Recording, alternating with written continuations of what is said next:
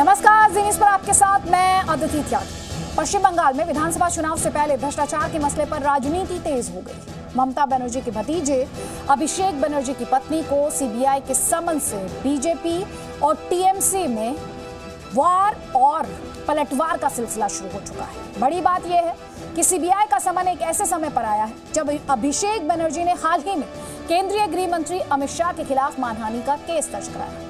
पत्नी को समन मिलने के बाद अभिषेक बनर्जी ने कहा कि वो झुकने वाले नहीं हैं। वहीं कांग्रेस ये आरोप लगा रही है कि चुनाव से पहले बीजेपी सीबीआई का इस्तेमाल कर रही है। हालांकि बीजेपी ये कह रही है कि समन का चुनाव से कोई लेना देना नहीं।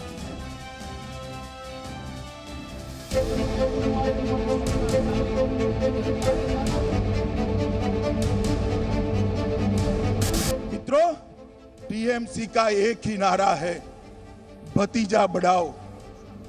पश्चिम बंगाल में विधानसभा चुनाव से पहले मुख्यमंत्री ममता बनर्जी की मुश्किलें बढ़ती नजर आ रही हैं। सीबीआई ने कोयला तस्करी मामले में ममता बनर्जी के भतीजे तृणमूल सांसद अभिषेक बनर्जी पर शिकंजा कसना शुरू कर दिया है। आज सीबीआई की टीम कोलकाता में अभिषेक बनर्जी के घर पहुंची और उनकी पत्नी रुजिरा बनर्जी को समन जारी किया। सीबीआई ने रुजिरा को पूछताछ के लिए बुलाया है। देखिए, 188A अभिषेक बनर्जी का जो घर है, यहाँ पे ही सीबीआई के 10 ऑफिसर आए हुए थे सुबह को, और यहाँ पे अभिषेक बनर्जी के और उसके वाइफ को नोटिस सर्व किया गया है। सीबीआई के नोटिस पर अभिषेक बनर्जी ने कहा कि उन्हें देश के कानून पर पूरा भरोसा है और इन तरीकों से उन्हें झुकाया नहीं जा सकता। अभिषेक ने ट्वीट किया है, आज दोपहर 2 बजे सीबीआई ने मेरी पत्नी के नाम एक नोटिस भेजा है। मुझे देश के कानून पर पूरा भरोसा है। हालांकि अगर उन्हें लगता है कि वो ऐसे तरीकों से हमें डरा सकते हैं तो वो गलतफहमी में हैं। हम कभी भी झुकने वालों में से नहीं हैं। पुलिस तो है, इन्वेस्टिगेशन तो चल रही है, अब आप हमें सीबीआई दिखा रहे। अभिषेक बनर्जी की पत्नी को दिए नोटिस की टाइमिंग को लेकर सवाल उठाए जा रहे हैं। कांग्रेस ने कहा है कि जब चुनाव आता है तो बीजेपी सरकार विपक्ष के नेताओं पर सीबीआई का इस्तेमाल करने लगती है। जब किसी भी प्रदेश में इलेक्शन आता है, भारतीय जनता पार्टी की सरकार, प्रधानमंत्री विपक्ष के नेताओं के खिलाफ सीबीआई, इनकम टैक्स, इन सब का इस्तेमाल करते हैं। राजस्थान में सरकार गिराने की कोशिश थी, तब उन्होंने यही किया। अब बंगाल के अंदर वो यही काम कर रहे हैं। हालांकि बीजेपी का कहना है कि सीबीआई जांच का चुनाव से कोई लेना देना नहीं है। बीजेपी ने कहा है कि भ्रष्टाचार में जो शामिल है वो जेल जाएगा। साथ ही पश्चिम बंगाल के बीजेपी अध्यक्ष दिलीप घोष ने सवाल किया है कि चुनाव है तो क्या भ्रष्टाचार मामले में कार्रवाई नहीं होगी। उनका एक मंत्री को इसी भ्रष्टाचार के कारण उन्हीं के सरकार ने 1 साल तक जेल में रखा, मदन मित्रा को। वहां तो सीबीआई नहीं था, भाजपा नहीं था, उन्हीं लोग थे। तो यहाँ भ्रष्टाचार इतना चरम पर है, काफी दिन से लोगों की इच्छा था कि इसका निराकरण होना चाहिए, दोषियों को सजा मिलना चाहिए, सरकारी पैसा लूट हो जाती है। उसी दिशा में सीबीआई कार्रवाई कर रही है, लोग खुश हैं और जो सत्य है वो सामने आना चाहिए। कोयला तस्करी से जुड़े इस मामले में जांच नवंबर 2020 से चल रही है। अब हम आपको बताते हैं कि इस मामले की जांच अभिषेक बनर्जी तक कैसे पहुंची। नवंबर 2020 में मुख्य संदिग्ध अनूप माझी के ठिकानों पर छापे। अनूप माझी फरार हुआ, लुकआउट नोटिस जारी किया। सीबीआई ने 31 दिसंबर 2020 को बड़े पैमाने पर छापे मारे। कोलकाता में सीए गणेश बगारिया के ठिकानों पर छापे। पूछताछ के बाद टीएमसी नेता विनय मिश्रा के यहाँ छापे। टीएमसी यूथ विंग के महासचिव विनय मिश्रा पर शिकंजा। टीएमसी सांसद अभिषेक बनर्जी के करीबी है विनय मिश्रा। 19 फरवरी को सीबीआई ने 4 जिलों में 13 जगह छापे मारे। 21 फरवरी को सांसद अभिषेक बनर्जी के घर पहुंची सीबीआई। लेकिन दिलचस्प बात यह है कि सीबीआई का समन ऐसे समय आया है जब अभिषेक बनर्जी ने हाल ही में केंद्रीय गृह मंत्री अमित शाह के खिलाफ मानहानि का केस किया था। अभिषेक की अपील पर अमित शाह को समन जारी किया गया है और कोर्ट ने उन्हें 22 फरवरी को व्यक्तिगत तौर पर या वकील के जरिए पेश होने को कहा है।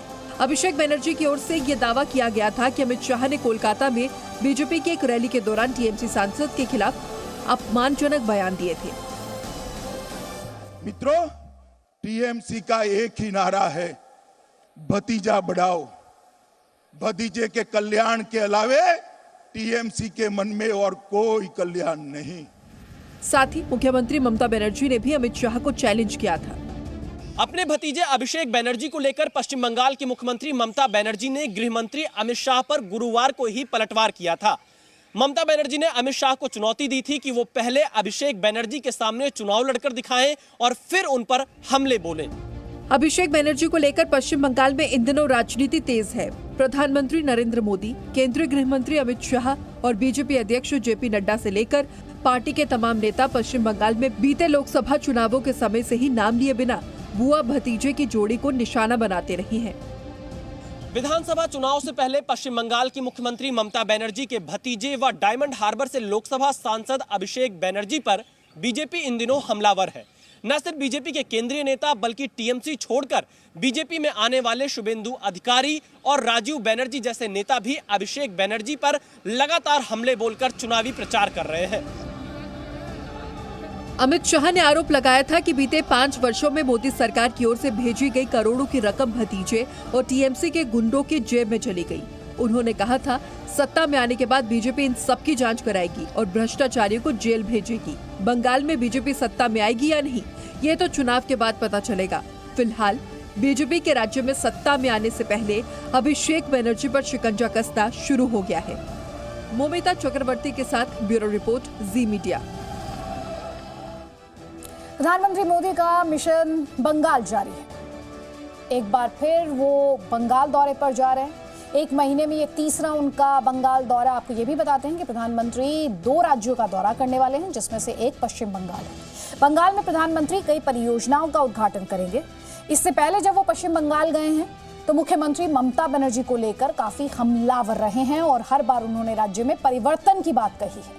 ऐसे में प्रधानमंत्री के तीसरे दौरे ने टीएमसी में बेचैनी को बढ़ा दिया है।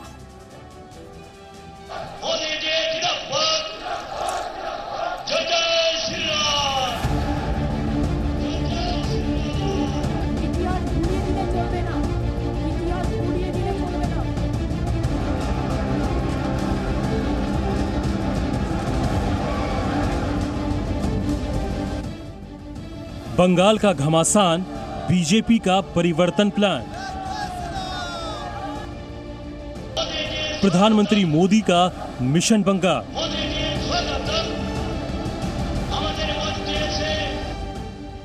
प्रधानमंत्री मोदी बदलेंगे बंगाल का गेम। पश्चिम बंगाल में विधानसभा चुनाव से पहले प्रधानमंत्री मोदी बीजेपी कार्यकर्ताओं का उत्साह बढ़ाने में कोई कोर कसर नहीं छोड़ना चाह रहे हैं। माता की बहुत बहुत धन्यवाद। साथ ही वो चुनाव में हिंसा से लेकर विकास के मुद्दों पर पश्चिम बंगाल की मुख्यमंत्री ममता बनर्जी को घेरने में जुटे हैं। यही वजह है कि एक महीने में तीसरी बार प्रधानमंत्री मोदी पश्चिम बंगाल के दौरे पर जा रहे हैं। इससे पहले 7 फरवरी को जब प्रधानमंत्री मोदी हल्दिया में थे तो उन्होंने विकास के मुद्दे पर ममता बनर्जी सरकार पर वार किया था। लेफ्ट की हिंसा और भ्रष्टाचार का जर्जर किला ढहने की कगार पर था। उस समय ममता दीदी ने बंगाल से परिवर्तन का वादा किया। लोगों ने भरोसा किया। बंगाल ममता की आस लेके जी रहा था, लेकिन 10 साल उसे निर्ममता मिली। प्रधानमंत्री मोदी कल यानी 22 फरवरी को पश्चिम बंगाल जाएंगे। वो सुबह करीब 11:30 बजे असम के धेमाजी के सिलापाथर में एक कार्यक्रम में हिस्सा लेंगे। इस कार्यक्रम में प्रधानमंत्री तेल और गैस क्षेत्र की महत्वपूर्ण परियोजनाओं का उद्घाटन करेंगे। प्रधानमंत्री इंजीनियरिंग कॉलेज का शिलान्यास और उद्घाटन भी करेंगे। इसके बाद शाम लगभग 4:30 बजे वो हुगली में कई रेलवे परियोजनाओं का उद्घाटन करेंगे। प्रधानमंत्री पश्चिम बंगाल में नोआपाड़ा से दक्षिणेश्वर तक मेट्रो रेलवे के विस्तार का उद्घाटन करेंगे और इस खंड पर पहली मेट्रो सेवा को हरी झंडी दिखाएंगे। इसके अलावा पीएम मोदी राज्य में कई अन्य रेल परियोजनाओं का उद्घाटन भी करेंगे। प्रधानमंत्री नरेंद्र मोदी का हुगली दौरा कई मायनों में अहम है, क्योंकि इसी साल पश्चिम बंगाल में विधानसभा के चुनाव होने हैं और प्रधानमंत्री नरेंद्र मोदी लगातार बंगाल दौरे पर है। पहले वो विक्टोरिया मेमोरियल आते हैं, फिर हल्दिया में कई विकास परियोजनाओं का शुभारंभ करते हैं। इसके अलावा वो तमाम चीजों पर पश्चिम बंगाल में सीधे नजर रखे हुए हैं और लगातार हल्दिया की रैली में भी ममता बनर्जी पर प्रधानमंत्री नरेंद्र मोदी ने कई हमले बोले थे। लोकार्पण करें। प्रधानमंत्री मोदी कहते रहे हैं कि बीजेपी सोनार बांग्ला का सपना सच करेगी। साथ ही वो इस बात पर भी जोर देते रहे हैं कि पश्चिम बंगाल की जनता ने ममता बनर्जी को सबक सिखाने का मन बना लिया है। प्रधानमंत्री मोदी ने भ्रष्टाचार को लेकर भी ममता सरकार पर सवाल उठाते रहे हैं। मैं फुटबॉल की भाषा में कहना चाहता हूं, टीएमसी ने एक के बाद एक कई फाउल कर लिए हैं। मिस गवर्नेंस का फाउल, विरोधियों पर हमले और हिंसा का फाउल, बंगाल के लोगों का पैसा लूटने का फाउल और आस्था पर हो रहे हमलों का फाउल बंगाल के लोग सब देख रहे हैं। इसलिए अब बहुत ही जल्द बंगाल तृणमूल को राम कार्ड दिखाने जा रहा है। पीएम मोदी के बंगाल दौरे से पहले आज बीजेपी ने बंगाल, असम, तमिलनाडु, केरल और पुदुचेरी के आगामी चुनावों पर चर्चा की। इस बैठक में प्रधानमंत्री नरेंद्र मोदी भी शामिल हुए। बैठक के बाद बीजेपी ने दावा किया कि बीजेपी पश्चिम बंगाल और असम में चुनाव जीतेगी। साथ ही कांग्रेस और लेफ्ट पर किसान आंदोलन को भड़काने का आरोप लगाया।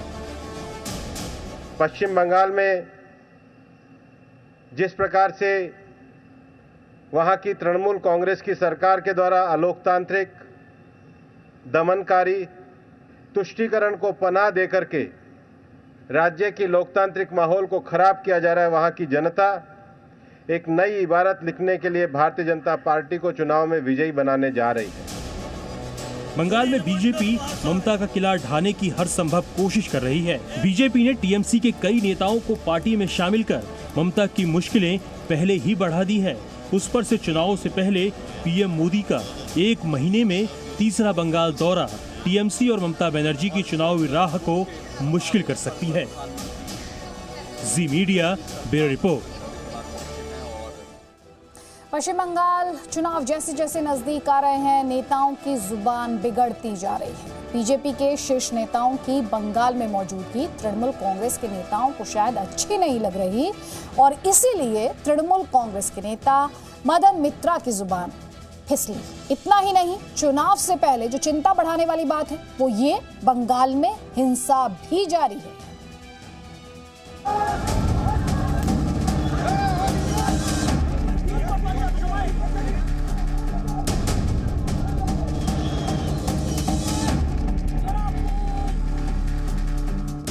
बंगाल में बीजेपी की परिवर्तन यात्रा पर हमला।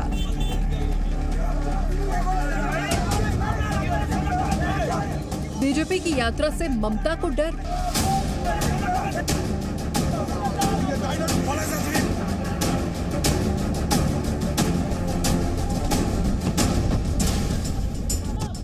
कहीं पर बम के धमाके,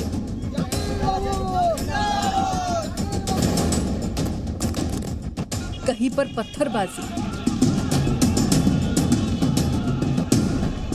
और कहीं पर भाषा की मर्यादा तार तार। दूध मांगो तो खीर देंगे, अगर बंगाल मांगो तो चीर देंगे। पश्चिम बंगाल के उत्तर 24 परगना जिले में शनिवार को बीजेपी के बंगाल अध्यक्ष दिलीप घोष के काफिले पर हमला किया गया। इस दौरान पेट्रोल बम का भी इस्तेमाल किया गया। घटना के बाद तृणमूल कांग्रेस और बीजेपी कार्यकर्ताओं में झड़प हो गई। बंगाल बीजेपी सांसद अर्जुन सिंह ने आरोप लगाया कि तृणमूल कांग्रेस के एक कार्यालय से पथराव किया गया और हमले में देसी बमों का इस्तेमाल किया गया। तृणमूल के गुंडे आए, पुलिस के सामने लोगों ने पूरी धड़क बहुत मार मारा। भारतीय जनता पार्टी करना अपराध है बंगाल में, इसलिए पुलिस के गुंडे, तृणमूल के गुंडे सब मिलजुल कर ये सब। वहीं दूसरी ओर पश्चिम बंगाल विधानसभा चुनाव के सियासी लड़ाई में जिस तरह बार बार नेताओं की जुबान लड़खड़ा रही है, पता नहीं अभी क्या क्या सुनना और देखना बाकी है। लेकिन सियासी लड़ाई में जुबानी तीर चलाने में जो चेहरा काफी आगे नजर आ रहा है वो है तृणमूल कांग्रेस के नेता मदन मित्रा। जो बंगाल से टकराएगा वो चूर चूर हो जाएगा। अभी पूरा से पूरा बंगाल से उखाड़ के फेंक दिया जाएगा बीजेपी को। वैसे मदन मित्रा को सबसे ज्यादा परेशानी बंगाल में प्रधानमंत्री नरेंद्र मोदी, गृह मंत्री अमित शाह और बीजेपी अध्यक्ष जेपी नड्डा के दौरों से है। देखिए किस तरह वो बड़े नेताओं के दौरे पर अपनी खींच निकाल रही हैं। ममता बनर्जी को हम सलाम करते हैं, क्योंकि जवाहरलाल नेहरू से इंदिरा गांधी से अटल बिहारी वाजपेयी, कोई दिल्ली का प्रधानमंत्री कभी बोनगा लोकल की तरह डेली पैसेंजर नहीं बना, दिल्ली कोलकाता दिल्ली कोलकाता दिल्ली कोलकाता। तो हाल हालत क्या ऐसा कर दिया, सुबह मोदी, शाम को अमित शाह, रात में नड्डा, पूरा गड्ढा। मदन मित्रा एक बार नहीं बार बार भाषा की मर्यादाओं को तार तार कर रही हैं। फिर से सुनिए प्रधानमंत्री से लेकर बीजेपी अध्यक्ष के बारे में कैसे मदन मित्रा ने लांघी भाषा की लक्ष्मण रेखा। तो हाल हालत क्या ऐसा कर दिया, सुबह मोदी, शाम को अमित शाह, रात में नड्डा, पूरा गड्ढा। वैसे मदन मित्रा यहाँ भी रुक जाते तो गनीमत थी। मित्रा जो मन में आया बोलते रहे। आप शीशे की घर में बैठे हैं, जिस दिन जनता बिगड़ जाएगा ना पूरा से पूरा, 1 मिनट लगेगा, वो शीशा का घर तोड़ दिया जाएगा। वैसे मदन मित्रा के अलावा पश्चिम बंगाल में चुनाव में कई नेताओं ने कई बार भाषा की मर्यादाओं को तोड़ा है। सवाल यही उठता है, सियासी लड़ाई में शब्दों की लक्ष्मण रेखा क्यों पार कर रही है नेता? क्या ये मुद्दों के बजाय जुबानी तीर चलाकर सस्ती लोकप्रियता बटोरने की कोशिश है, या फिर राजनीति का स्तर ही गिरता जा रहा है? Bureau report, ji media. Presenting V News app, available on Google Play and App Store. Download it now.